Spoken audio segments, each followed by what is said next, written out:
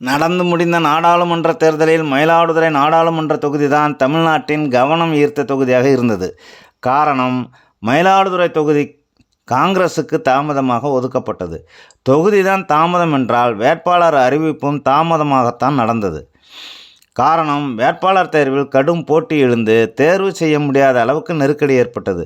ஒரு வழியாக வேட்புமனு தாக்கலின் கடைசி நாளுக்கு முன்தினம் இரவு காங்கிரஸ் கட்சி மேலிடம் கும்மிடிப்பூண்டியைச் சேர்ந்த சென்னை உயர்நீதிமன்ற வக்கீல் மற்றும் தமிழக மகளிர் காங்கிரஸ் தலைவராக இருந்த ஆர். சுதாவை அறிவித்தது.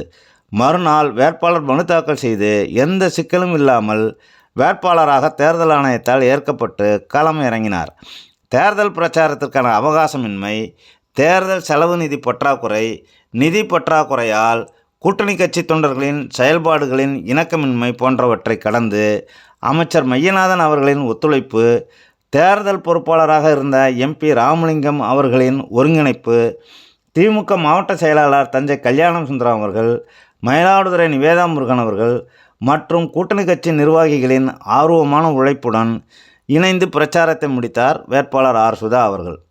இதற்கிடையில் காங்கிரஸ் கட்சியின் மாநில பொதுக்குழு உறுப்பினர் பட்டுக்கோட்டை ராஜேந்திரன் அவர்கள் மயிலாடுதுறை வேட்பாளர் ஆர். சுதா ஜெயிப்பது சந்தேகம்தான் என்று அறிக்கை விட்டார்.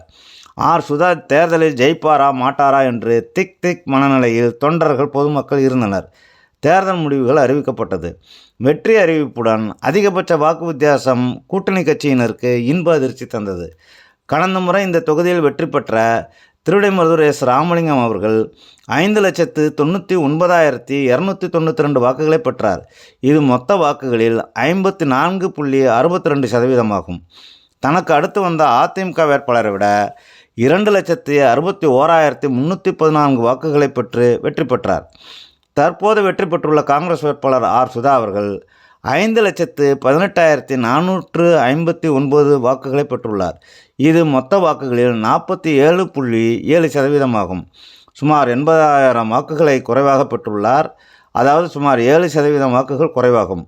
ஆனாலும் ஆர். சுதா அவர்கள் தனக்கு அடுத்து வந்த அதிமுக வேட்பாளரை விட 2,69,857 வாக்குகளை கூடுதலாக பெற்று வெற்றி பெற்றுள்ளார்.